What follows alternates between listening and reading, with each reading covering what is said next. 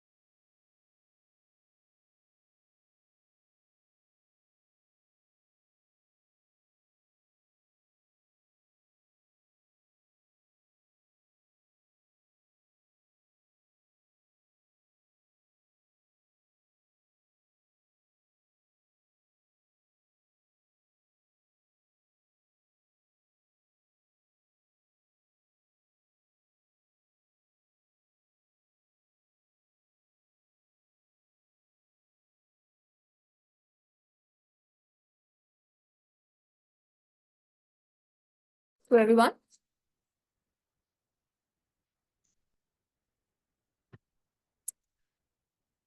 Yes. My audio and screen are visible. Okay, great. So hello, everyone. Thank you again for having me. I'm Meenal Pahuja, and I work as a senior project associate at IUCN. So thank you for the warm introduction, and thanks for having me again.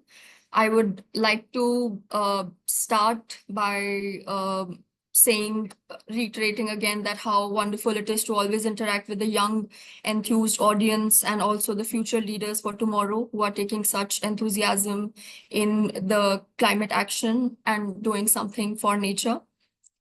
So today's session, since it's focused on nature-based solutions and primarily for climate action, so I want to start by highlighting some of the global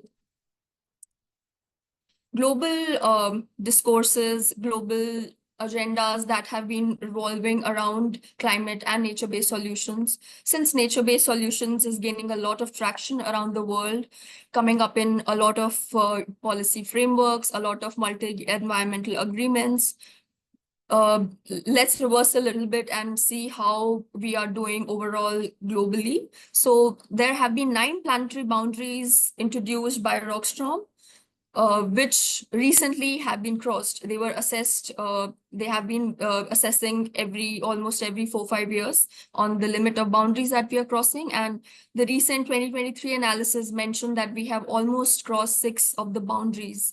And one of climate change, biosphere integrity, land use system, freshwater change, biochemical flows. These boundaries have already been exceeded. We have crossed the limits out of the 9 boundaries which are there. And there was also recently the Earth Overshoot Day that was celebrated on 3rd August or something. And it states that we have already used 1.75 of the Earth's capacity, the resources we have. So there's an increasing recognition how climate change and biodiversity loss are so interlinked. They're joined by the hip and they cannot be sort of disintegrated into different agendas. We have to move together while taking nature conservation as part of the climate agenda forward. And this has been clearly recognized going forward as we see the, the Paris Agreement for Nature, the Global Biodiversity Framework, the Biodiversity Plan, the Kunming Montreal Biodiversity framework that was recently released in 2021 that mentions nature-based solutions as one of the most important targets, and how it states that the interlinked agendas of nature conservation and climate change need to be addressed together in an interlinked manner. They cannot be separated. If we look at the global risks report by the World Economic Forum, which is also released a few years very frequently, and they have recently assessed the 10 years risk. If we look forward, going back from 2012 to 2021, we can see how climate change, climate action failure is appearing in almost every year as a big global risk.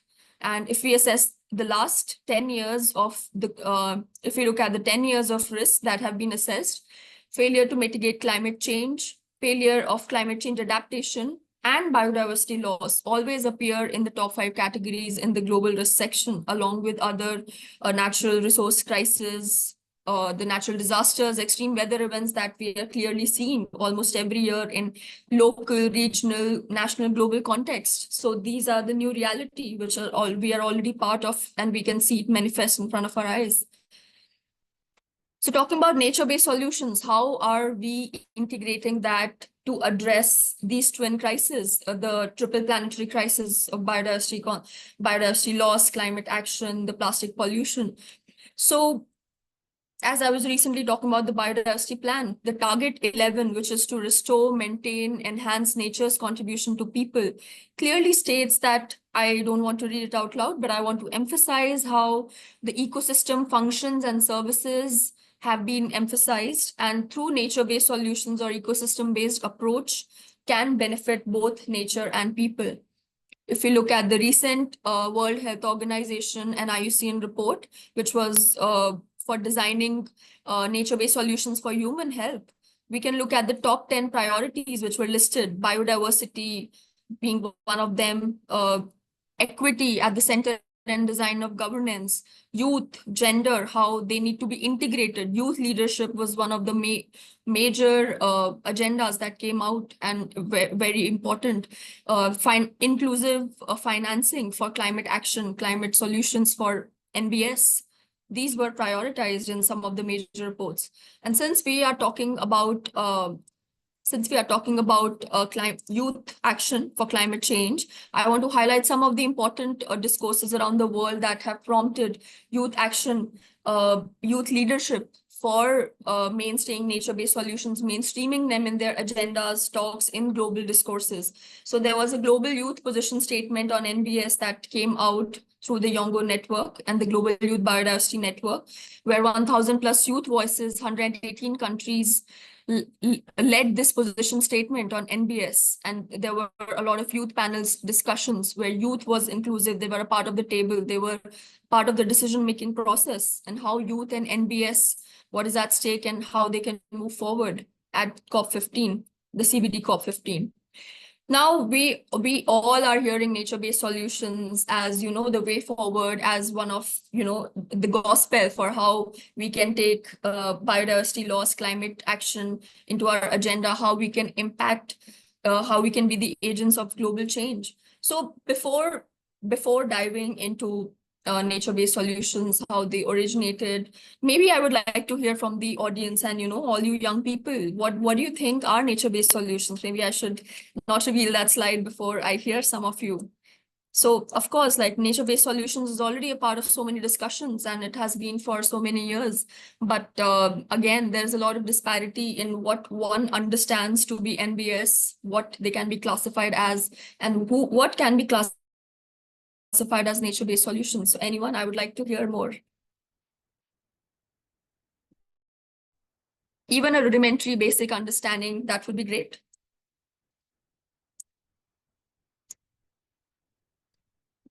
Okay, so I'm not sure if if this allows if the settings of the webinar allows for people to participate. So Niharika, is it possible that people can come up, raise hands, and participate in the webinar? They can You want type to? it in the chat box. Okay, okay. Or they Yeah, can raise hand. We can allow them to speak. sure. So if you can raise hands, or even you can drop your comments in the chat box. I would love to hear more about your thoughts on nature-based solutions before we take a deep dive into the topic. So even a few keywords. What is your basic understanding of nature-based solutions? Maybe you can write some words in the chat, or if you have a deeper understanding, I would love to hear more about it. Okay, so I'm already seeing a lot of responses. Renewable energy, source of solutions, combating triple planetary crisis, originating from nature, rainwater harvesting. Hello. Yes, so we have Anjali. Yeah. What about ecosystem preservation? I think the Yes, would be that. correct. Yes, ecosystem restoration is a part of nature-based solution. That is one of the ways and approaches that NBS can be harnessed. So thanks, Anjali. Thanks for your insights. So I will. Few points like that. So we should have that. We should focus on blue and green infrastructure, like of lakes, Right, step wells, right, yeah, those kind of things. And other right. So thank you. Thank you. That was a very insightful answer. Okay, so now since I've heard a lot of answers already, and I feel like you guys already have a fair understanding of nature, what nature-based solutions are, and how they can be harnessed. So let me go back to the definition of NBS. So so again, before disclosing what NBS actually means, I also want to say that there have been a lot of discussions around nature-based solutions. A lot of definitions are already out there in the internet, by European Union, IUCN, UNEP, WWF. So there's already a lot of understanding around NBS. But the most widely used, widely accepted definition is the IUCN one. So what does IUCN define as nature-based solutions? So as per IUCN, the actions to address societal challenges through protection, sustainable management, and restoration of ecosystems, benefiting both biodiversity and human well-being. So this is what is defined as NBS by IUCN. And basically what they mean is harnessing nature, the power of nature and the functioning ecosystems to provide natural services to benefit both society, environment, and people. So we have to understand the key word here is that addressing societal challenges. So nature-based solution, again, we are working with nature, for nature, through nature. But what are we benefiting? We are benefiting people, we are benefiting biodiversity, the planet, the environment, everything. So some of the examples, big examples, which maybe can be classified as nature-based solutions. So you might all be aware of the Bond Challenge, right? The India's commitment to the global Bond Challenge to bring restoration, to bring 26 million hectare of land by 2030 under restoration, which is already in progress in India. So that is a great example of nature-based solution. And some of the examples are forest landscape restoration, which encompass planted forest, natural regeneration, silviculture, improved fallows. Mangrove restoration is a very good example of NBS in the coastal regions like Sundarbans area. Watershed protection, watershed management, river governance system, transboundary river management. These are all good examples. And somebody was mentioning about gray and green infrastructure. So yes, those are also a good example. So when I mentioned that the emphasis here is on the global societal challenges. So what are the societal challenges which are recognized that NBS can, help mitigate or manage? So there are 8 societal challenges identified by IUCN under the broader NBS framework. And the societal challenges are climate change mitigation, adaptation, disaster risk reduction, economic, social development, human health, food security, water security, environment degradation, and biodiversity loss. And we will be talking more about these societal challenges once we go into detail. And if you can see this infographic, how beautifully it explains that we are harnessing ecosystem services, ecosystem-based approaches to solve the societal challenges which are bringing about human well-being and biodiversity benefits. So why is NbS gaining so much traction? What makes it so unique to tackle these challenges, right? So again, so through the definition itself, we can see that it is designed to provide multiple benefits, benefiting environment, economic, society, the three pillars of sustainable development. So how NbS has already been recognized to address global challenges like climate change, food, water insecurity, disaster risk reduction, economic, social development, even ecosystem degradation, biodiversity loss. And what are the benefits that NbS is providing? So adaptation, resilience to climate change, green jobs, DRR, maintaining the ecosystem integrity of a place, resulting in biodiversity net gain, no net loss, net positive approach. So these are all the benefits that have been evidently documented that NbS can address. So like I have taken you through the definition of what is NbS. Now I want to take you through how did NbS evolve over time? What was the agenda like? What were the discussions that were already taking place, you know, for the origin of nature-based solutions? So early, basically the agenda and the discussion of NbS was already, and this was built on the foundation of ecosystem approach for FLR. FLR is forest landscape restoration, ecosystem-based approaches, ecosystem-based disaster risk reduction. So these approaches were already in place. They were already being implemented. There was enough evidence about them. So in the UNFCCC position paper, so IUCN is an advisory body and holds a permanent observer status at the UN General Assembly. So there are a lot of advisory role that IUCN plays in these discussions and multilateral environment agreements. So in the 2009 UNFCCC position paper, NbS came into into the limelight, and then later it evolved into different discussions with WWF. In 2013, one of 3 global program areas already had nature-based solutions as a part of it. In 2016, the formal definition was adopted at the IUCN World Conservation Congress. And then IUCN advised the European Union Horizon in 2020 to carry out a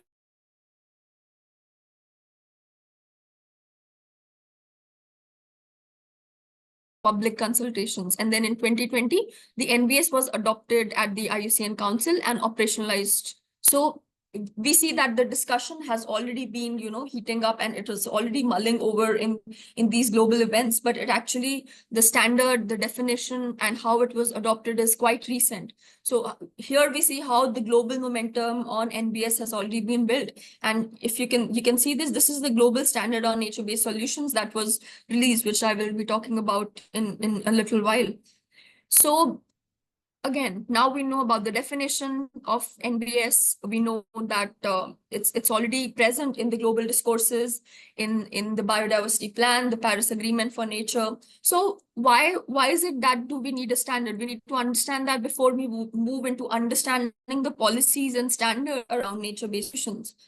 So again, like in the beginning, I asked all of you, what does NbS mean to you? What does it stand for? So we hear a lot of diverse examples of nature-based solutions, but do all of them classify as nature-based solutions? Like the definition is fairly simple, that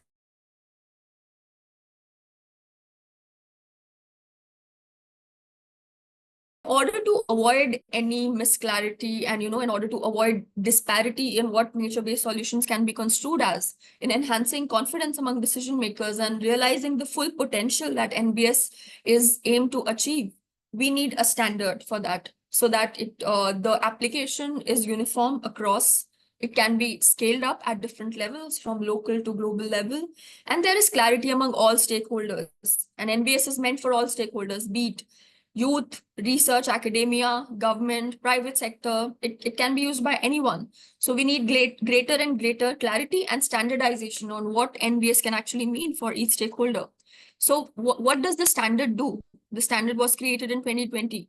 Basically, it's a framework which equips user with a robust framework to design and verify nature-based solutions to achieve the desired outcomes.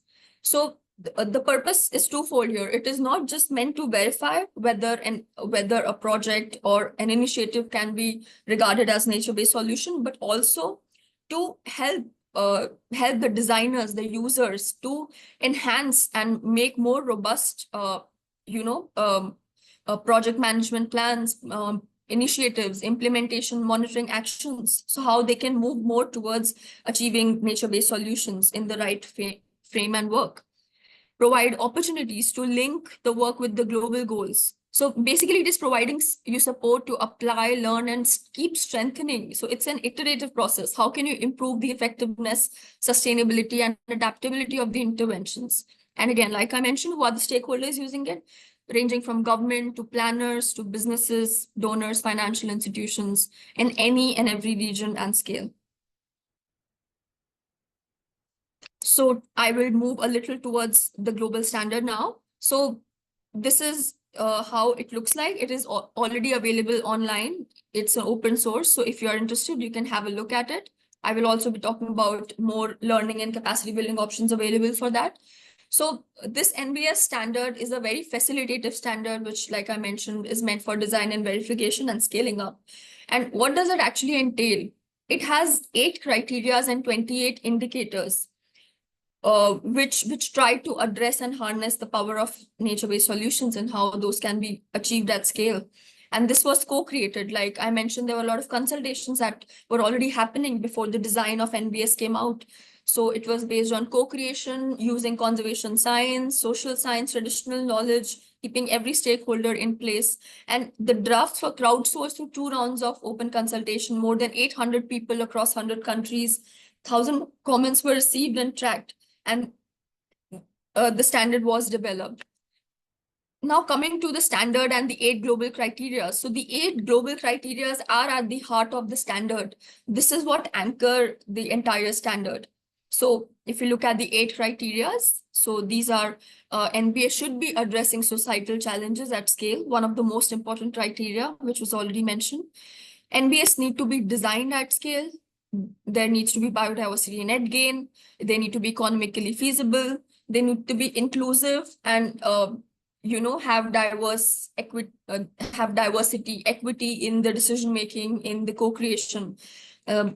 Trade-off should be balanced. There should be adaptive management and mainstreaming of sustainability. How NbS can be made sustainable over the course of time. So these are the 8 criteria which entail the global standard.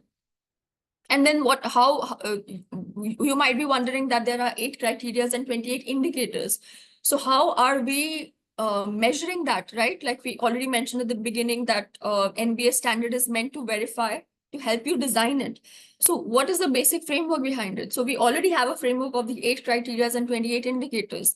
But how will you assess an already existing intervention or an initiative for classifying it as nature-based solution?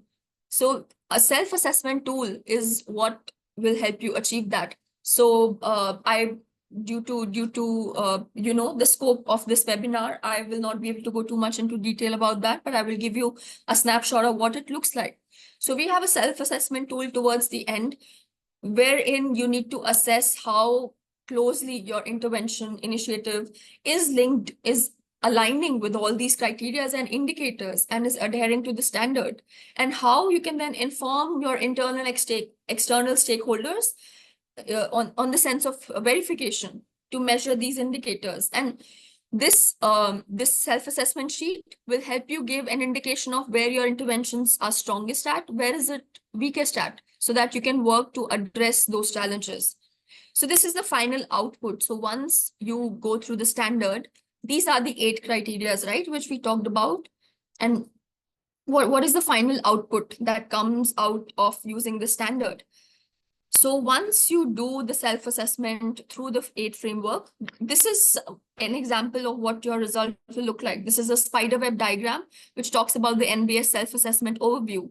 And basically it scores your intervention for 8 of the criteria. So if you can see here, you will receive a percentage score of each of the criteria towards the end. And it follows a traffic light system where here you can see the green represent the strong alignment, whereas red means insufficiently aligned, yellow partial. So it follows the traffic light system.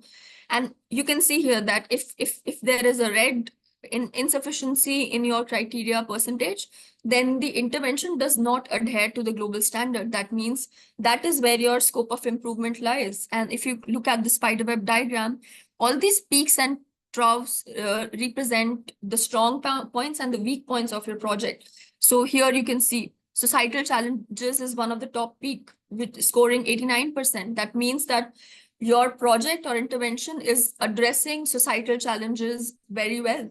But if you see some of the lowest points like economic feasibility, sustainability, and mainstreaming, and these are not very high peaks in the diagram. So these shows that these are your areas of improvement, and this is the area you need to work on to improve further and strengthen your intervention initiative by using the standard. So guidance is provided with each indicator, each criteria on how you can improve it, what you need to measure it. So there is guidance at every scale. So now we know the importance of using the standard, the scale that NbS can be applied at the various stakeholders which can use it. So how are we so sure about it? Is there enough evidence that we can target, like, of course, like new concepts are coming every day through science and academia, but do we have enough evidence? So evidence-based interventions and measures are really important when we look for creating impact. And there have been a lot of studies which have assessed the evidence, which have produced the evidence on the potential that NbS has to address societal challenges. For example, 37% of climate mitigation can be averted through nature-based solutions, and these can help you achieve the Paris climate goals. Almost $170 billion estimated global benefits in ecosystem services from NbS focused on climate can be harnessed. And flooding damages in China, India, Mexico, US, Vietnam have been averted each year by mangroves. And US dollars 57 billion of flooding damages have been averted using NbS, which is the mangrove plantation, which was mentioned earlier. So there are already a lot of examples in different countries, different areas on how NbS has the potential to address climate action. If we look at a broader level, at different landscapes, in different contexts, how can NbS be achieved or, be sort of contextualized? So these are some of the broader examples which can help you, fit it into different contexts. For example, in agriculture, we see sustainable management of agroforestry systems, sustainable agriculture, climate smart agriculture is one of the greatest example of nature-based solutions. And IUCN has also come up with a nature-based solution standard for agriculture sector, which we have piloted in India and other 6 countries through a project that we have completed recently. And basically, it anchors land health, biodiversity at all 4 levels, the field level, farm level, global level, national level. So that is one example. Then protection of and restoration of coastal ecosystems through mangrove plantation, which brings a lot of benefits like community resilience, disaster risk reduction. So I won't go too much into the detail of it, but these are some of the examples I would like to provide. Recently, again, a study was carried out in 2021 by a lot of different organizations which formed a coalition. And basically, they overviewed 3 clusters and identified 8 types of NbS, which emerged in their analysis, which are examples of nature-based solutions, which can be scaled up. So if you look at some of the few examples, farming, like I said, sustainable agriculture is one of them. Forestry, sustainable forest products, and which are being produced in biosphere reserves in Ethiopia. Integrated management in species conservation, natural habitat management. Creating direct incentives for communities through ecotourism for protecting wildlife. So we already see ecotourism booming in India, right? So incentivizing people, the communities who take care of these ecosystem, and this is helping provide benefits to both the local people, helping manage the biosphere reserves, the protected areas, as well as improving the economy of a region. So these are examples of NbS. So now, since we are talking about capacity building, the session is focused on that, right? Like how youth can be mobilized for climate action. How can you be a part of the solution? So there are already, if you are interested and keen on learning about nature-based solutions, a professional certificate course is already available at IUCN Academy. So I also want to talk about IUCN Academy here. So there are a lot of free courses available in IUCN Academy. You can create an account, go through it and access all these resources. And of course, if you're interested in the global standard on nature-based solutions, almost every 4 to 5 months, a session comes out. So I have also taken this course. That's how I came to know about the global standard and the ins and out of it. So if you are interested, it's an intensive academic course, which you can do side by side. There are 2 hours of live meeting every 2 weeks, which you need to attend. And these are the criteria. You just need to have a basic bachelor's degree and at least 3 years of work experience. And even if you're not qualified for that, there are a lot of other examples and courses available on IUCN Academy, which can help you gain an understanding of these agenda. Okay, so now that I've already talked a lot, now I would like to hear from you. Now I want to see and gauge, like, how much have you been able to incur from this session? Has this been beneficial for you? So we'll have a little quiz time. Okay, so I will present to you 3 images here, and you can have a close look. And so it's very simple. How out of the 3 images, can we have the chat open, please? And I would like you all to vote for it. As per you, which of the 3 images classify as nature-based solutions? Or it can be all of them, or none of them, or any of them. Okay, so I hope you can see the screen clearly now. There are 3 examples. I won't talk much about the images, but it's open to your interpretation.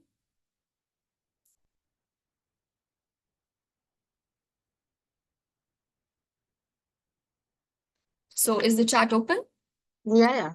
We are getting Okay. answers from participants. They are voting Right, for right. first image or Yes. second. Great.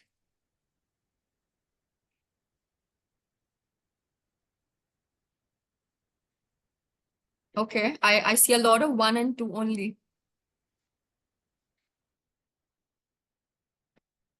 Okay, a lot of 1. All 3. 1 and 2, first 2.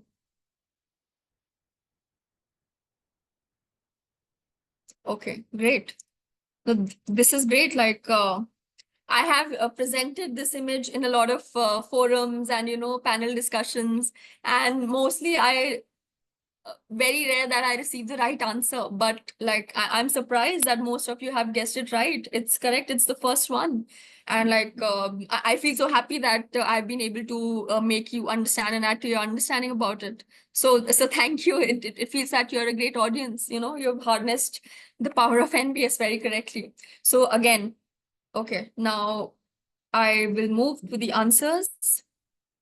Okay, so these are the answers to the images.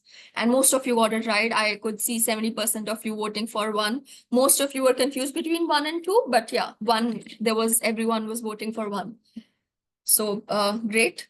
So you were right. The first image classifies as nature-based solutions, and we can see the coastal management along the region, right? How it is harnessing the ecosystem, the nature, and using that to provide benefits, solve societal challenges. But why are not the image 2 and 3 classifying as nature-based solutions? So if you look at the second image, it's mostly it's been harnessing wind energy, right? And the third one is an example of an infrastructure. So why are not these classified as nature-based solutions? So the second one, which is harnessing wind energy. So example, and I saw one of the questions in the chat, somebody asking, is renewable energy classifying as nature-based solutions? So here is your answer. So these kind of solutions are termed as nature derived solutions. You are harnessing, you are basically using nature to drive something, but it not necessarily classifying as nature based solutions, because are these addressing any societal challenge? Maybe one of them, yes. But are these aligning with all the 8 criterias? Is it, providing benefits to people, to society, helping in biodiversity conservation, addressing a lot of challenges? The third one, if we see this is an infrastructure example of a building. Now, if you see, there is a concept called biomimicry, where a lot of examples in inspiration is derived from nature to mimic that and create structures like this. So this structure sort of mimics the example of a beehive, how the structure can be created. So these are nature inspired solution. So your answer again lies in how are you addressing these challenges?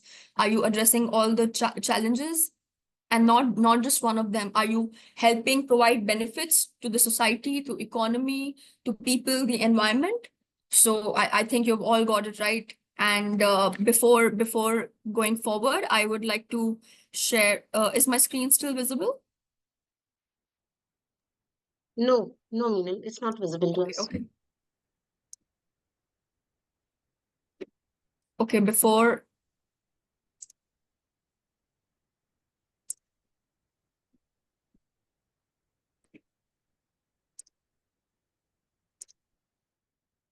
Okay, right. So before moving towards the end, I would like to share a short video with you.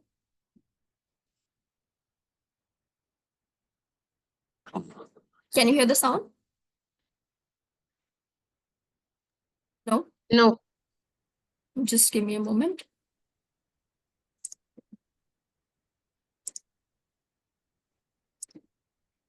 Otherwise, you can share the link in the chat box so that our participants would be able to watch that video. And because we are short of time and we have 2 speakers also. Sure. I'll share the link with you. Yeah, Niharika, over to you. Thank you. Thank you, Ms. Meenal, for sharing the valuable insights on nature-based solutions. These insights are crucial for enhancing the capacity of you to implement effective strategies at COP and beyond. And now I'll welcome our second speaker for the day. The next speaker for the day will be Dr. Supriya Singh Bhatla.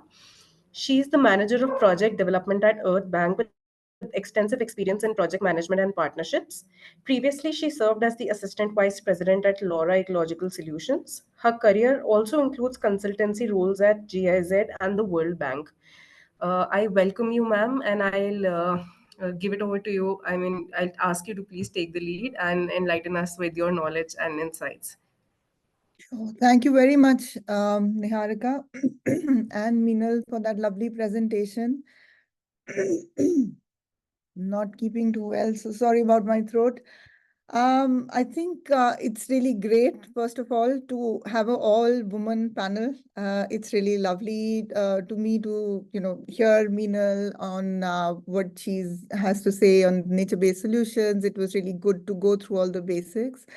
And it's really, I think, a short period of time to discuss very heavy issues like nature-based solutions and even gender and youth, but I'll give it a shot. It's really nice actually to also, have this presentation before mine, because let me just share my screen.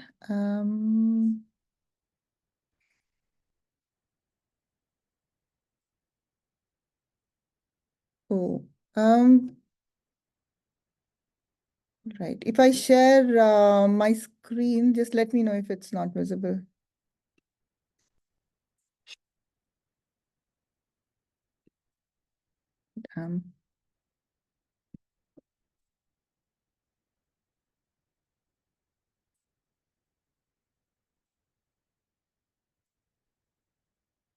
Gosh, I can't seem to play it on my desktop.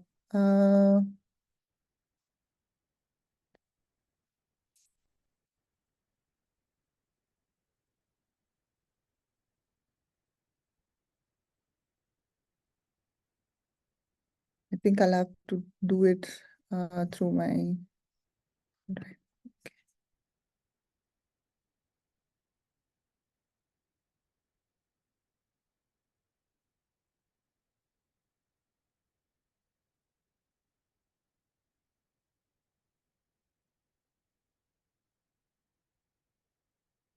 Is it visible? Yep, I think it is. Okay, great. All right, lovely. So yeah, what I was saying was that it becomes sort of crucial when one is looking at all of these issues to also take a step back. So within the half an hour or so, 25 minutes time frame that I've been given, it's quite difficult to sort of walk everyone through what goes on in terms of gender and also youth engagement at the UNFCCC COPs or in terms of climate action, because these are vast topics.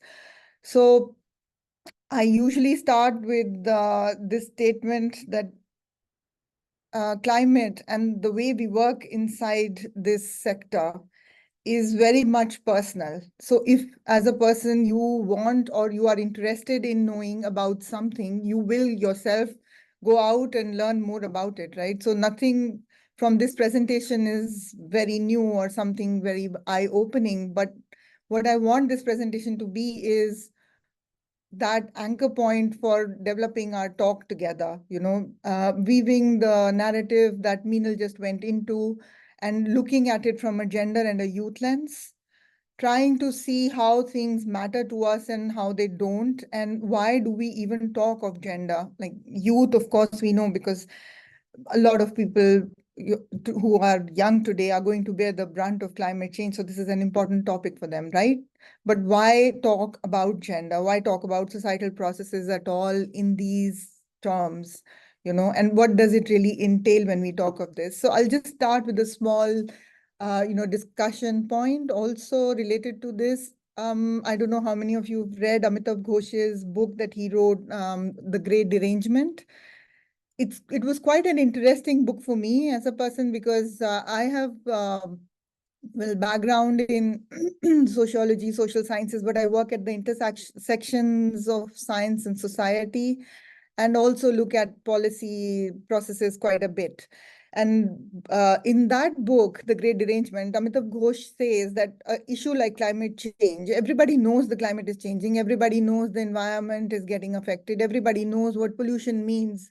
Why is it that people are unable to take any action, positive action, collective action to address these challenges? Now that he delves into it through an arts and history and, from literature perspective, etc. But it's a lovely point to start with because it goes to show what's really wrong with us as, humans, as a species. And one of the points that he makes is that we know what's going to happen in the long term. We have all the science and everything, in practice. But at the same time, it fails to make the right kind of difference on the right time scale. And that is your point, for reflection as far as this particular work is concerned. Why is it that you yourself are unable to take action, or why is it that your actions, when you take them, do not necessarily count in this big whole of climate change and how policies and people and processes intersect in this sphere, right? And I would like to just add to all of this by stating one more thing, that for me, everything starts and ends at a personal level. If you yourself are not interested in looking at climate and doing something about it, then nothing that you do will ever affect anything in a positive manner. So, learning issues related to gender, let's start. So what is it within the gender and climate and youth sector that we can look at? What is the intersection between gender and climate? What is the role of young people as leaders in this? And for gender, particularly, I think we need to start from the very basics, because you need to understand why gender is important, or what exactly is gender, right? A lot of you might already know this, but let's just go through it to at least, refresh our way of thinking maybe about why gender is important in all of this and how can we look at it and work towards a better future. So gender, of course, is socially learned behavior. It's not the biological sex that determines your gender, right? It is society, culture, it's man-made and relational. So I can identify as another gender even if I am biologically a female, right? So these kind of issues, I think, are more and more coming to the fore. But all of these issues need to also be looked at from a personal angle as well. So what your understanding of gender is vis-a-vis your understanding of climate, I think it's time that you revisit all of these as you go forward. Also, gender is not a woman's issue. It's a people's issue. How do you, construe gender? How do you make it affect you in your daily life? Or how it affects others in their lives is what is more important than the term itself, right? So a lot of these terms, a lot of the language has a lot of, undercurrents in order to understand all of these, you need to understand what it means, how these are constructed, what is the power that these things hold over us, right? And all of these things come down, well, not only in terms of gender, but also in other sectors, to very basic things. So that is why if you understand the basics of what issues exist in the world today, it's easier for you to engage not only at a personal level, but also at a national, international, or societal levels, right? So in terms of gender, what you really look at is the inequality that comes to fore, right? The lens of gender is used to look primarily at how these things pan out differently for different people based on their sex, based on their preferences. And within gender inequality is also something related to equity. Now, inequality and equity are, well, two sides of the same coin, but not exactly the same thing. While inequality is acknowledging that not everybody is born equal or treated equal in the world, and there are gender norms and stereotypes and reinforcement through societal processes that affect people, equity is something else. Equity is when you give somebody the platform which is equal to others, to look at. So all of these terms become quite important within the climate sphere. In terms of, gender as such, if you look at it from the lens of inequality, is something that needs further mainstreaming, further integration into whatever we do. Because right now, what we read, what we do, what we look at is from a very narrow perspective. So it is practically, when people say look at it from a gender lens, what they are telling you is to maybe start having more empathy, start understanding what the other person might be going through, and not necessarily in terms of sex, not necessarily looking at how women go through things for men or how men go through things, but also, the divisions that it affects. For example, gender, I'll go into it later, but gender, when you relate it to age, shows you further vulnerability, right? So these are just some of the important lenses through which one needs to see the discourse on climate change as well as other processes within society in order to understand what's really going on and in order to actually make a difference as we move further. So what does it mean when you talk about gender mainstreaming and gender integration? What it practically means is that you start looking at it from a more, broader societal equity perspective, where you are trying to see how processes are affecting and are affected by different people, different things that happen on the ground, and how these things are related to identity, how these things are related to politics, how these things are related to fight over resources, and how can you integrate these concepts in your daily lives, your daily working lives, your daily lives at home, and how you how you interact with the world around you. So from that perspective, the idea is to look at it from an equality basis. For me, it's more about moving out of just using this term and trying to fob it off, saying, oh, okay, gender, women, oh, okay, we don't want to know anything about it. Well, that's not what this is about. So while it is about including more women, but it is also about including more marginalized groups into the whole idea, the conversations around the work that we do. And the gender integration continuum, so to speak, is all about looking at different layers within our relationships in work, our relationships to our work, and with each other. Whether you are taking advantages of somebody's inequality, somebody's status lower than you, whether you are being more accommodative in your life, are you being more transformative, are you looking at things critically, are you understanding what really goes on, what are the different layers, what each cause and effect can do within this sector. So those kind of economic, social, political, and other things, rights, are things that are also included within the climate sector. And increasingly, with vis-a-vis climate change, what you see is a lot of people talking about how things are unequal for women, for children. For example, this particular, infographic, it says 80% of the displaced women, people from climate change are women. So why do these infographics matter? Throughout the world, 39% of working women work in agriculture, silviculture, fishing, and 14% of those only own agricultural land. Why are these statistics important?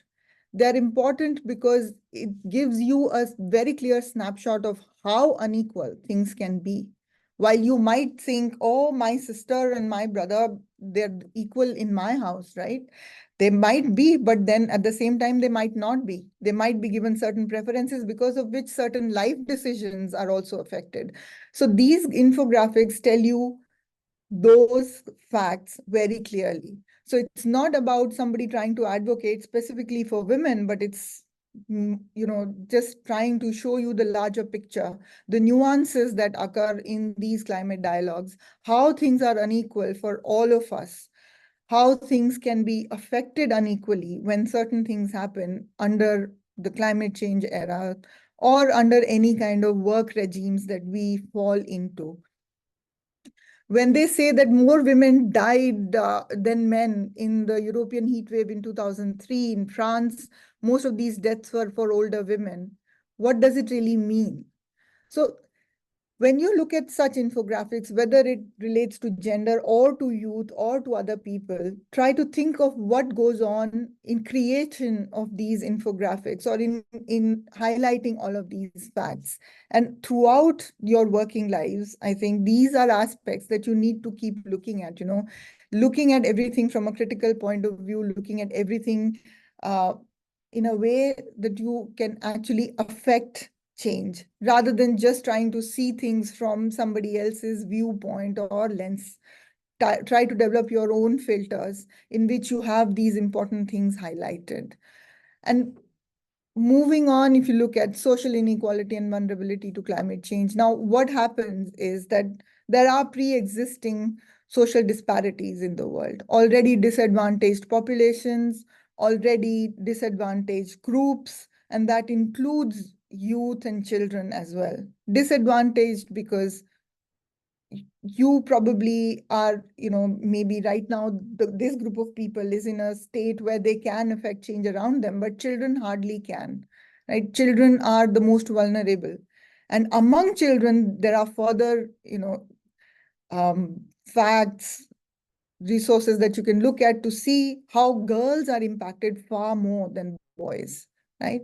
And then you have the economic disparities, the cultural, political, institutional issues that come up and goes to show how bad things are. So it's talking about marginalized groups. It's talking about how these things that already exist in society get affected or affect climate even more in different ways. So it's quite a diverse set of things to look at, and it's quite important that everybody starts integrating all of these little lenses in their work. Like looking at gender and NBS, nature-based solutions, is so important because women are the knowledge holders. Women are the first people to go and get resources from around their surroundings. So there are so many studies from economics, from geography, from sociology that goes to show that women more than men are more affected when there is degradation happening around you, right? So why is that? It is because they are the primary caretakers, because they are the ones who are the primary collectors of natural resources. They are the ones who are supposed to take care of the family more. And why is that so? Because that's how society sees it, right? Now, men can also be primary caretakers in a household, but instances of those things are few and far between. So similarly, when it comes to natural resource collection or use, economic side of things is more taken care of by one gender versus the other. So looking at all of these things, the IPCC also decided in the 47th session in 2018 that they need to have a working group to improve gender balance, address gender-related problems, etc., within themselves as well, right? And how do you do this? So when you look at any of these issues, the biggest thing for me is how do you break down a mass of knowledge, a large issue, into workable options? So that's the question that everybody should also ask. When you look at climate change, can you only keep looking at it and keep fretting about it, keep being worried about it, or do you want to actually do something about it? When you want to do something about it, when you've decided that you have reached that stage, that's the point when you start looking at how these big problems can be solved at an individual level. And one of the ways of looking and trying to solve these problems is taking the gender and the youth lens to it. So there is a, gender action plan that's already there in the Lima work program. You can go and look at it on the UNFCCC website, and they list out their priority areas. Now, through these interactions that we are having, I think that's what it means. That's my personal opinion, but that's what it means for me, that you list out your priority areas when you engage with people, when you know the kind of knowledge that exists and how people engage with that knowledge, then it is on the audience themselves to then keep looking at these points and pick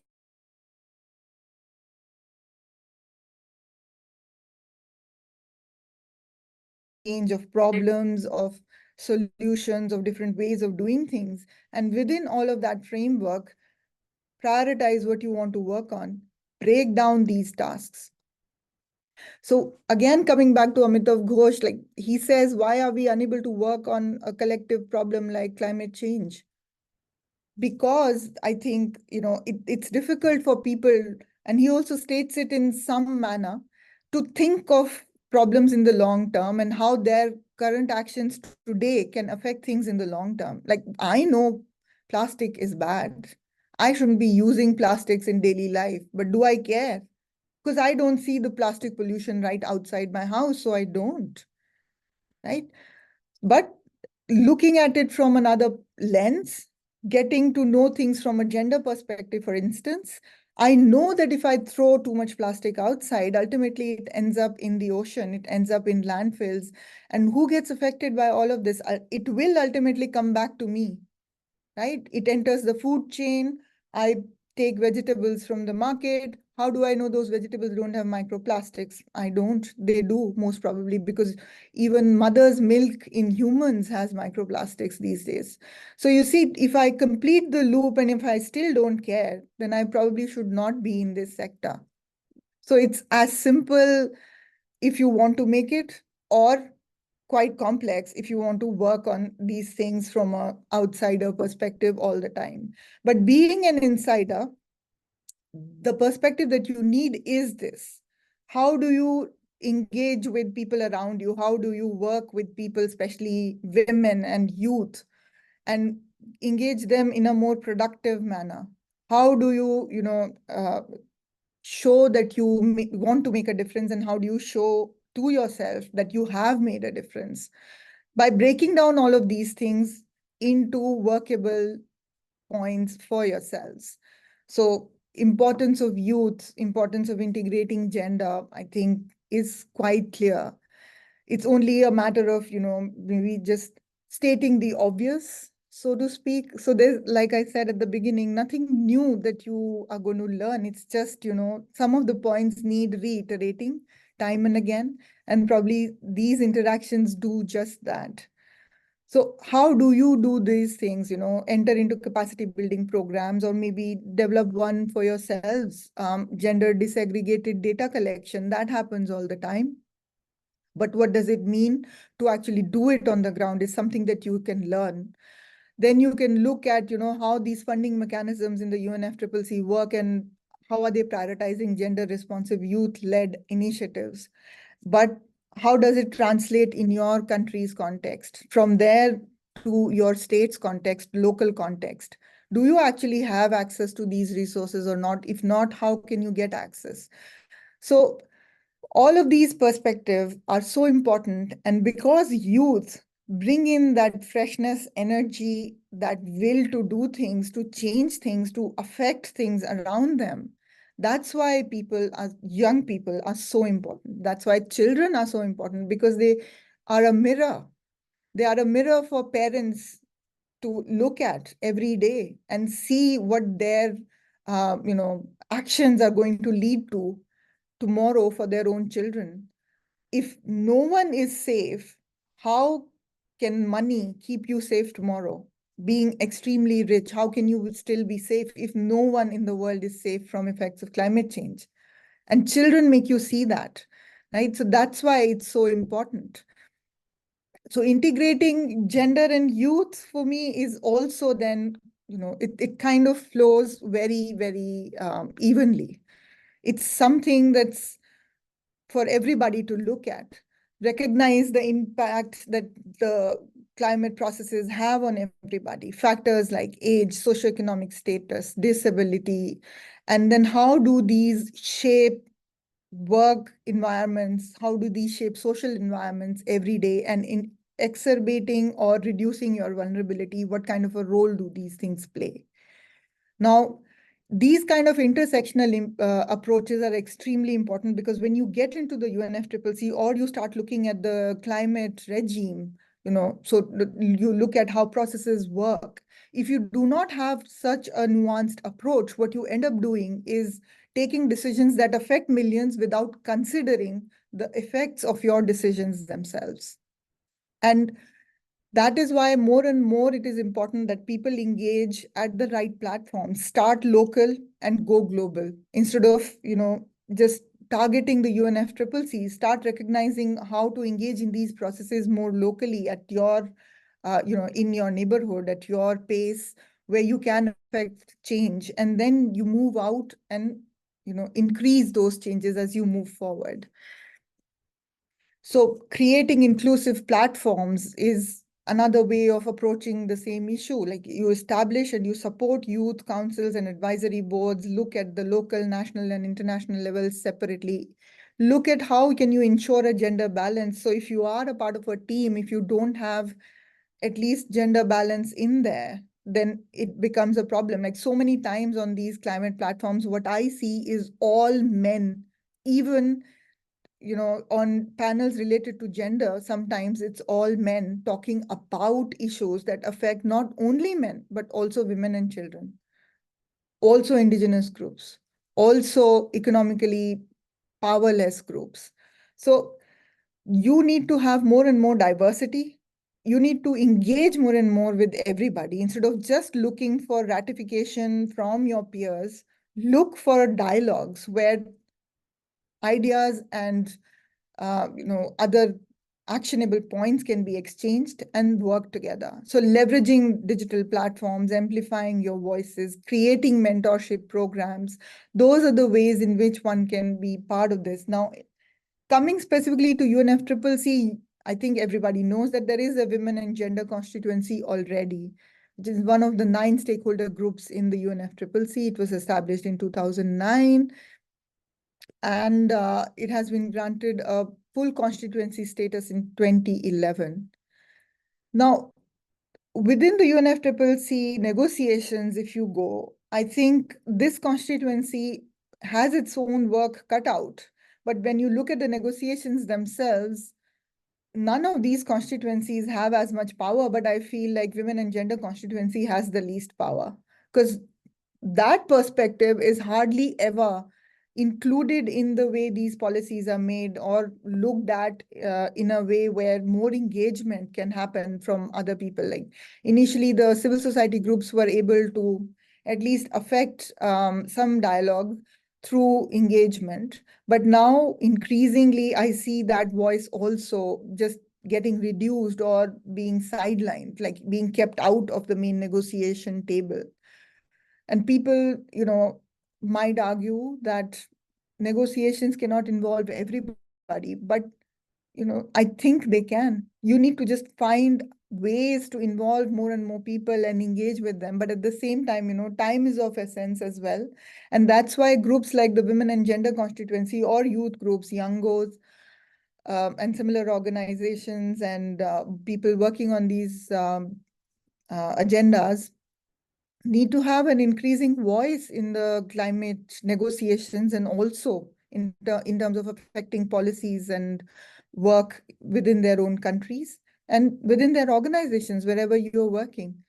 So all of these aspects, are quite interesting. And coming down to nature-based solutions, I thought it would be interesting to look at, why there is still a barrier in, equal participation by men and women. And I take this as an example, not the end point of it all, because this can also be said about marginalized groups, about youth, about children groups.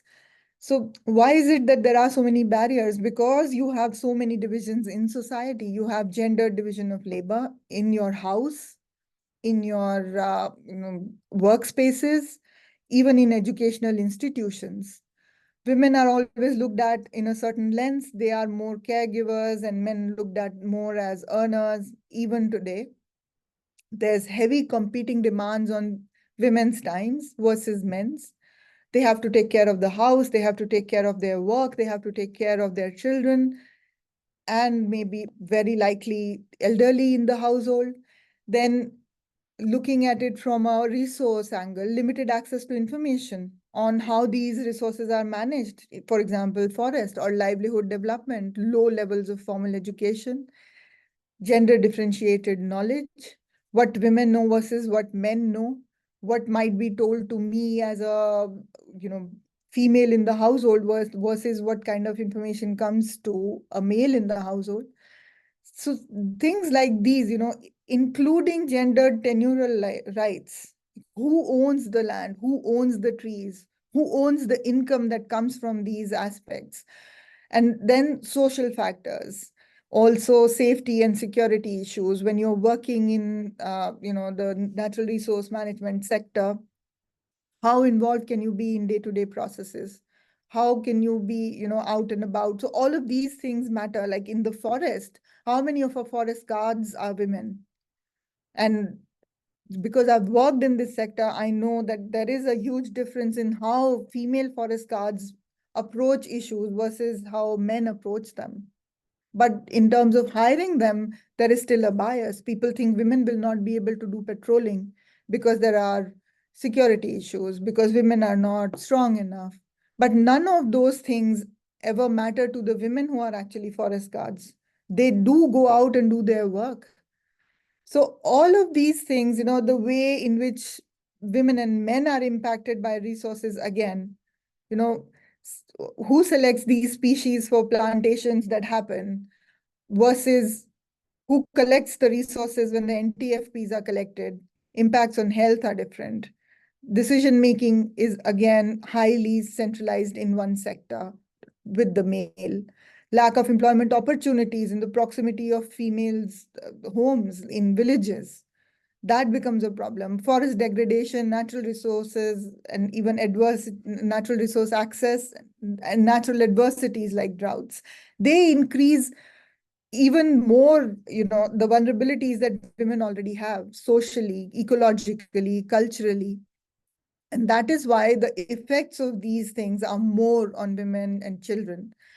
So how do you, affect all of this? How do you involve more and more of these nuances in your work going forward? These are just some of the points. There are many more, of course. So you look at things like I said, you have to personalize an issue in order to work on it. You cannot be working on issues that are very large scale because it doesn't really make sense. Like, how are you going to affect global policy? If I was to ask that question, it's very difficult to answer. But at the same time, if I was to ask you to affect policies at the local level, yes, you can. You know who is your MP, who is your MLA, who you know who to approach if a certain problem happens in the government. If you don't, you can quickly find out, right? And you go talk to these people. So it's more relatable when you break these things up, right? So in terms of the work as well, when you look at gender segregated data collection and you analyze that data, you realize where the problem lies. And then you can do something about it. You can sensitize both men and women about gender needs and accordingly work. You need to train more women maybe or communities in order to empower them to be able to use the same kind of platforms, for example, technology, use of phones or use of apps, involving more and more women in your consultations, ensuring equitable distribution of benefits and decision making, etc. So all of these are ways in which all of us can, use them in our work, use them in how we approach problems and find solutions, and how we can use them to even affect larger processes like global policies through the UNFCCC. Now, gender-based violence also, maybe it's not a direct focus under the UNFCCC, but that is something that also needs to be, considered when you work on these issues, right? If somebody in a village sees women getting more resources from, say, a program-related intervention, there might be points of jealousy. There might be some ways of people trying to, again, push them down out of their own sense of, how things ought to be. So including even things like gender-based violence, looking at support groups, mentoring, male involvement, ensuring that women are not in a position of vulnerability, all of these form part of the work in how you look at it. And then when you look at all of these things are also, in a large way related to the way UNFCCC works, right? They have their 5 areas of gender engagement, and this is part of that. Like, how do you get into, all of these processes in your work in the climate sector, looking at, so indicators is an interesting way to understand how your engagement is going, right? And within those, when you look at monitoring indicators, you include more and more indicators that touch upon vulnerability, that touch upon more marginalized groups, right? Not only necessarily women, but also other groups. So it could be percentage of female participants or percentage of women trained through project assistance. So things like these are examples of how indicators can be remade to look at how your processes are going, your project is taking shape. And then when you get into this whole framework of collaboration and learning and adapting, this is sort of one step further from monitoring and evaluation of all the work that you are doing. So within the climate sector as well, engaging more and more, laying out your learning questions to cover more and more women and marginalized groups, and what influence do these groups have over processes, how can they be influenced to improve their quality of life, etc. And then learning methods would also include working with communities and looking at functional organizational capacity development and assessment and reporting. So what does all of these things mean in terms of the work? So these are, it's difficult to walk all of this, area on gender and youth without really going into how you do things in your daily lives. So this presentation, I thought, could be, maybe just giving you pointers on how you approach gender, how you include gender in your own work, whatever it is, and how you keep all of these points in your mind when you engage with others, right? So these are the basic building blocks of any work on gender. How do you strengthen your partnerships and alliances? How do you engage more women? How do you learn more about topics? How do you go out and affect change? All of these questions get answered by following a more nuanced, personalized, customized approach to everything that you do. What is the main problem? How does it break down into workable units? Like if you say, I want to work on addressing climate change, it doesn't necessarily mean anything, right? You want to work on addressing climate change, you need to then break it down. How do you want to do it? Do you want to look at the waste sector? Do you want to look at the water sector? Do you want to look at land, nature-based solutions? Within all of these sectors, then how do you go about doing your work? You define your problem. Your problem is, maybe addressing gender inequality in resource extraction. Then you work on how do you address that inequality. You collect data, you disaggregate data according to gender, you see where the problem lies, you analyze it, and then you look at your working points. So these are the basic steps that everybody sort of needs to follow in order to engage at the UNFCCC level. And from a youth perspective, I think it's even more important because everybody seems to get lost either in the science or in the engagement, like, addressing things from, a larger perspective. Like I see a lot of youth groups that go out and talk and engage with policymakers, but I've always been asking myself this question, even as a part of IYCN, what happens after the UN COP is over? Do you actually translate your learning from the COP to something more doable after you come back? Do you share your learning points with everybody? Do you understand the nuances of why certain decisions are taken, why language in the UNFCCC is so important? Why does, the country groups have these large litany of lawyers that sit and say, oh, not and, cancel out and from here, we'll just enter something else in place of it. A comma becomes very important. So when you're, addressing all of these issues and you come across change in the texts and stuff, why is it so important? A lot of people don't understand because the basics are never clear. And to me, if the basics are clear, your point of engagement then can be defined by you yourself instead of trying to depend on a third party to, guide your way forward in moving across all of these aspects. So I think I'll conclude my presentation there. And if there are any questions, I'm happy to take them.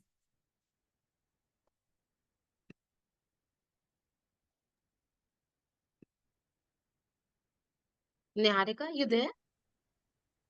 Okay, thank you. Yes, Thank Dr. Yeah, please. Over to It was a very eye-opening session, Dr. Supriya. Thank you for shedding light on the crucial role that youth and gender play in shaping our climate action. Uh, now I'll uh, now I'll request Miss Jayashree Nandi to take over. I'll give a short bio of her, and then we can move forward. Ms. Jayashree Nandi is an assistant editor at Hindustan Times, covering climate science, environmental issues, and government policies in India.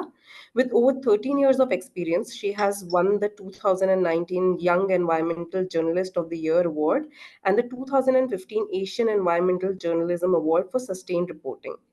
Welcome, Ms. Jayashree. I would request you to take over now. It would be great if you could cover the reporting on the core processes Yeah, and yeah, yeah. yeah. Sure. Thank you so much for inviting me. I'm sorry I was a little delayed in joining, but I'm so glad to be part of an all-women panel.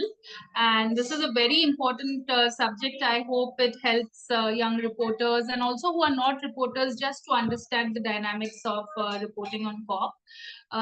Just give me a few minutes. I'm just trying to... Second. To ask them to volume. Sorry, it may be because we have some guests over. Let me start by saying, why do we cover climate conferences? Why do we cover COPs?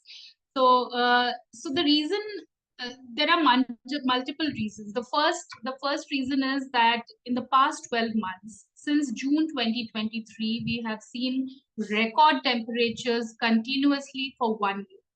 And the overall average is 1.5 degree above the pre-industrial. So we are already, I know that the Paris Agreement talks about having, multiple years, and on a long term, when you reach the 1.5 degree goal, that's when they say that you've reached it. But these are signs that you're going to reach the 1.5 degree goal very soon. How does this impact us? We have been seeing extreme deadly heat this summer. As reporters, we know that at least over 100 people have died due to extreme heat in the country. It started in April and May in East India when they saw extreme humid heat. So you're talking about humidity of about 70% with temperatures above 40%, which are really unbearable for the human body. And then the heat wave moved to Northwest India, and you recorded, from unofficial reports, we know that at least 100 people in UP alone, Uttar Pradesh alone, have died due to extreme heat. Then we saw landslides in Wayanad, which killed over 300 people. We've seen, large number of deaths in Himachal Pradesh and Uttarakhand, still many people missing. Now, the reason we cover COPs is this is the only multilateral process which can ensure that your temperature rise is within safe limits. If you do not have an agreement among countries globally, it doesn't ensure that then it's like an out of control scenario, because you do not have an agreement that you're going to hold temperature rise to a safe limit, and then there will be no monitoring. We do not know how countries are going to behave, whether they are going to comply with any of these norms or not. So first thing is that we cover it because it's a very basic human need at the moment. It's almost like your survival is dependent on what happens at the COPs. That's one.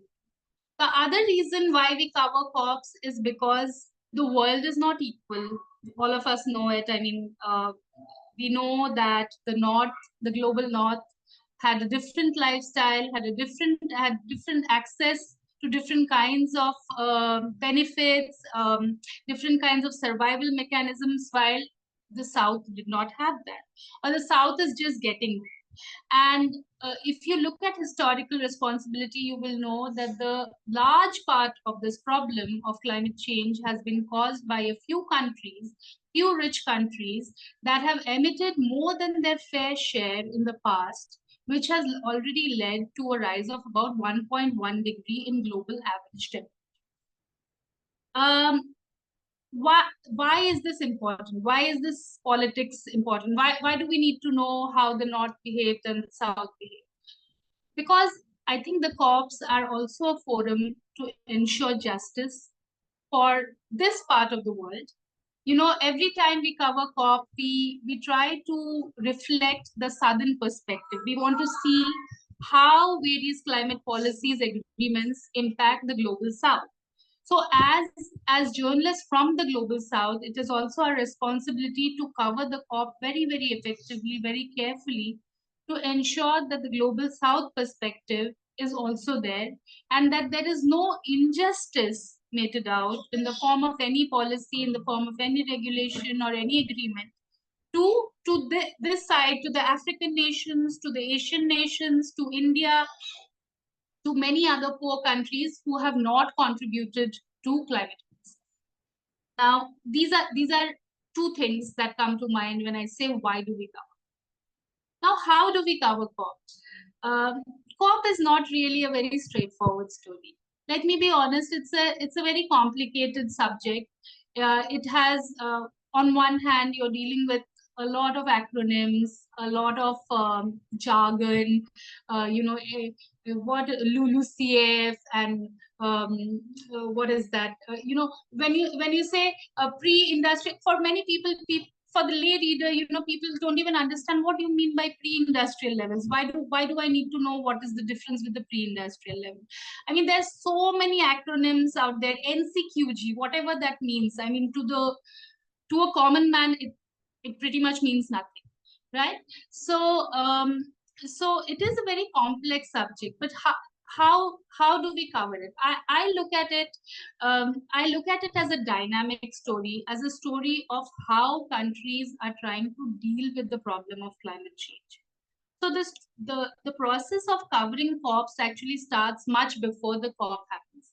Annually, every year, that towards the year end, we have a climate conference, the Conference of Parties, organized by the UNFCCC, and there are different host countries. For example, this year it's going to be hosted by Azerbaijan. Last year it was hosted by the UAE. So there are different host countries, and often host countries also bring in their own perspective, their own priorities into how COPs play out. But overall, COPs show what kind of commitment every country has to the problem of climate change. What is India's view? What is America's view? There are many groups of countries also. Often countries group together to negotiate. For example, there is an LMDC, like-minded developing countries. What do? They are basically like-minded developing countries who are negotiating with similar ideas or with similar negotiating points. There is also a high ambition group. There are rich countries who have like Switzerland, who have very high ambition and feel that no matter what, we have to meet the 1.5 degree. Now, in between all this, when I say that you start covering the COP much before the COP actually happens, it means that you try to track what each country is saying on climate policy through the year, through the entire year. And it's not a very difficult process. It can be done if when you're reporting, you're always covering your own government, but you can be in touch with the host country. You can be in touch with other country groupings to understand what is the stand that various countries are taking. How do you go about covering COP? You can first get yourself accredited. There is an accreditation form that UNFCCC gives to reporters, and you have to fill it out. You have to have the support of your editor, or if you are a freelance journalist, then you have to get the editor who's going to publish your stories to write a letter to the UNFCCC saying that this is the reporter who will be covering the COP, and so we are going to send her, or she's going to cover it virtually. So, and there is not everybody can go to the COPs to cover COPs, but that doesn't mean that you do not cover the COP. I mean, there have been times when I have covered COPs virtually simply because often Indian publications are not able to mobilize the kind of funds that are needed to travel for COPs. If you do not have a grant, or if you do not have funding from your news organization, it's not a problem. You can still cover the COP virtually. But when you cover the COP virtually, it's probably your task is even more complicated and difficult, because you're trying to work around different time zones, and you are also trying to keep in touch with people who are probably very, very busy in the negotiations. You're not able to catch them at the venue, so you're calling them or messaging them to understand what is going on. So so that's one way of covering it virtually. The other thing that I wanted to say was, how do you go about, I mean, what do you exactly do? How do you go? Never depend on handouts alone to cover the COP. I think one of the big mistakes that often we do, I mean, any reporter who is just starting out or who is just, you know, getting familiar with the COP process does is to just depend on, you know, press releases by the UNFCCC or press releases by the host country to understand what is going on. But that gives you only a partial view of what's happening. So let me list out, just to break down these things, let me list out who would be your sources in tracking the COP. Your first source, of course, would be negotiators. I mean, if you the more negotiators you're able to be in touch with, to meet with, the better. Your second source would be people in the UNFCCC who may want to share information with you, who may want to share information with you on background. You know, many things are not said on record. They may want to share something with you, but on background. Then, of course, country representatives, heads of delegations, please try to keep in touch with them, because even if they don't come ahead, for example, you know, the Indian head of delegation may not come and talk to you on record, but may have some very critical information to share later at some point during the COP. Then the other people that we must keep in touch with are the country groupings. You know, negotiators, yes, but also there are these country groupings like LMDC, BASIC, you know, the island nations. All these country groupings have media people who we can keep in touch with, and you know, we can keep in touch with them throughout the year. Climate scientists, IPCC scientists have been very vocal about the kind of ambition that they wish to see and how little time is left to do anything. You know, often the changes, unfortunately, we see after COP are very, very incremental. You know, a little change in something, a little something about fossil fuels, and then we are very happy. We think that, oh, you know, this is probably going to now solve our problem, but often it is too less compared to what science is telling us.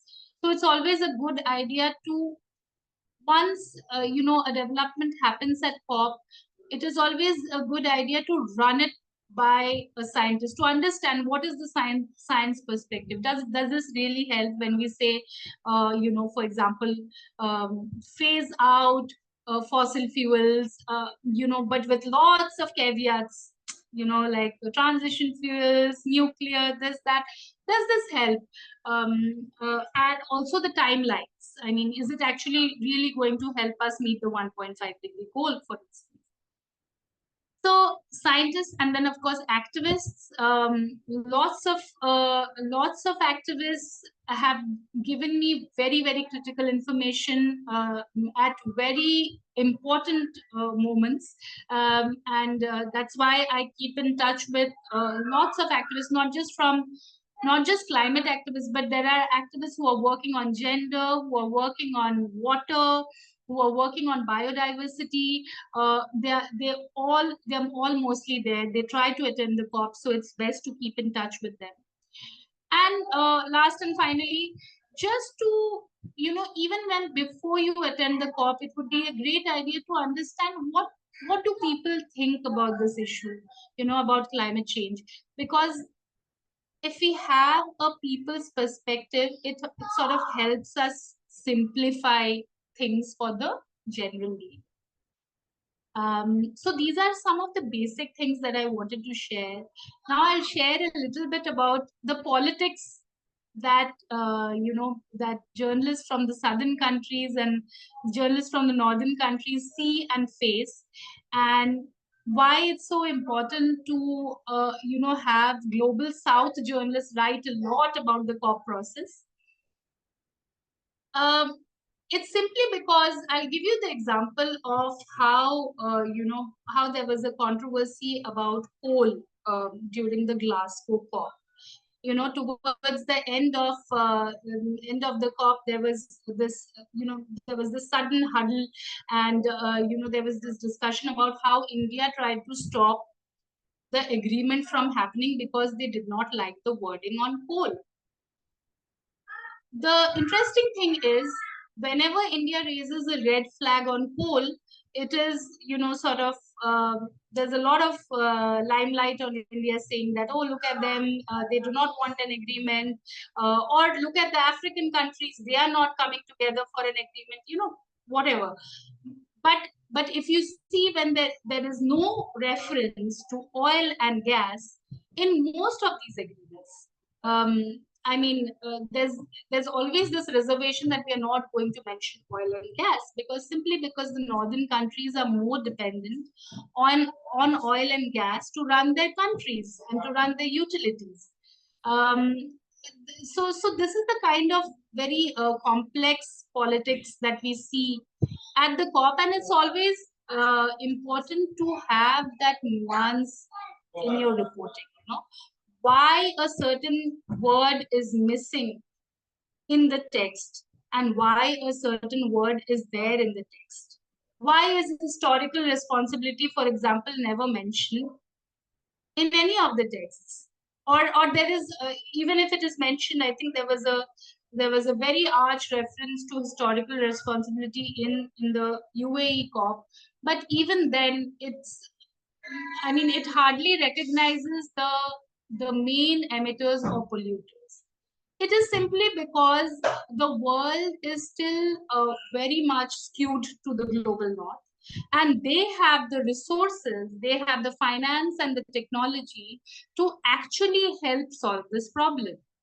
And like, it's only natural that they do not want to share, or they do not want to share their resources, and also they do not want to be recognized as villains in the story, as historical emitters or historical polluters. So how do you report such a complex story? I think a lot of material, a lot of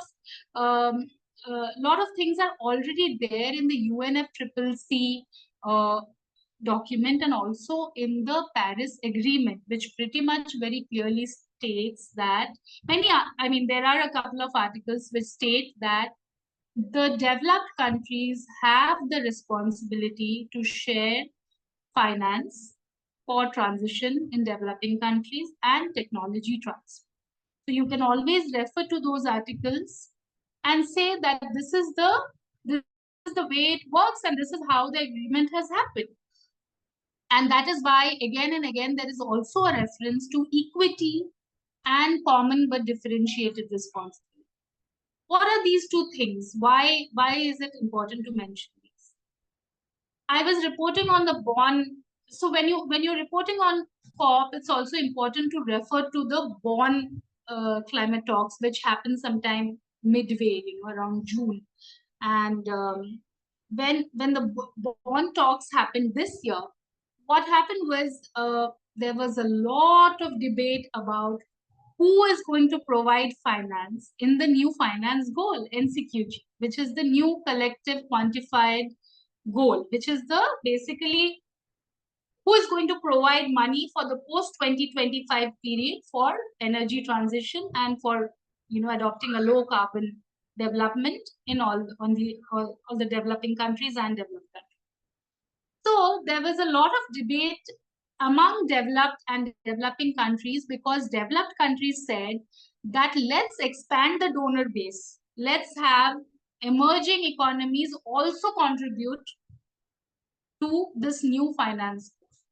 And they also said that we will help, this finance should also help a very small number of very vulnerable and least developed countries. Okay, not so much the developing countries. Now, that itself is quite imbalanced if you look at the text of UNFCCC and also of the Paris Agreement. Simply because the Paris Agreement is very, very clear that the money flows from developed countries to developing countries. And also this argument happens because there is no acknowledgement of historical responsibility so far in this debate. So every time we report, it's important to recall how did this agreement actually come into being? Why do we have a Paris Agreement? Why do we have two annexures for countries? Why aren't all countries at the same level? How we had very different beginnings. And I think this is very easy to understand in countries like Africa or in countries like India or even some parts of Southeast Asia, where a large majority of the poor are actually dealing with extreme climate events without cooling or without heating. I mean, in Africa, people are dealing with drought with hardly any cooling or any water supply, or even just by through energy poverty. There are nearly 600 million people who do not have access to energy. And even in India, if we just happen to look at places like even Delhi, there are people probably with coolers who are bearing 50-degree temperatures but do not have access to air conditioners and do not have access to air conditioned cars. And that just shows how inequitable it doesn't mean that everybody should have access to air conditioners. It just means that we live in a very, very highly unequal world where climate change impacts people very differently. Even the earth, the globe itself is similarly divided into two halves, one with resources and who have been using energy intensive equipments, cooling, heating for many decades, while the other who are just developing and still have a huge burden of people who do not have access to these provisions. So that's my little thing on reporting. And just some pointers for reporters who are looking forward to covering the Baku COP or the COPs coming ahead later in Brazil. It's important to keep in touch with the negotiators from the southern countries very much, because many things happen when we are, as reporters, we are suddenly caught off guard that this is happening. For example, if there is a dilution to a text, for example, the word, I'm just giving you a very random example. For example, there is an agreement that that every country will be taking initiative, that every country will be meeting the 1.5-degree goal. But for example, if US has tried this several times, US wants to remove the word CBDR, common but differentiated responsibility, and the word equity from the final agreement, the draft agreement. And that is, at some 2 in the morning, you will be caught off guard, because by then the dilution would have happened. So some of this reporting is also very, very intensive. There are all-nighters, but it's also very interesting, and it sort of keeps you on your toes. And I think you just go with a lot of energy and try to track it as closely as possible. And of course, put your, it's not to say that you just do the southern activism. No, it's not that. It's to say where different countries are coming from and what's actually playing out. It's very important for readers to know very transparently who is trying to dilute what is India trying to insert, what is US trying to remove. All these things, make for a very interesting COP read. So that's it. I don't know if I have managed to answer, give you an overview of what goes into covering COP, because climate change itself is a very heavy beat now. Every day there's something happening, and we are just overwhelmed by the number of disasters that are happening. We've just been covering disaster, and it's already time for COP. So if you need any information, I'm always available. And if you have any questions, please let me. Thank you, Ms. Jayashree, for highlighting the critical role of media and reporting in shaping the public discourse at climate issues.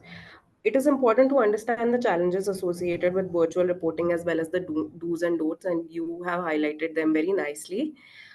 With this, we will be concluding the session because we're already short on time. So all the questions of the participants will try to be answered in the resource material that will be shared.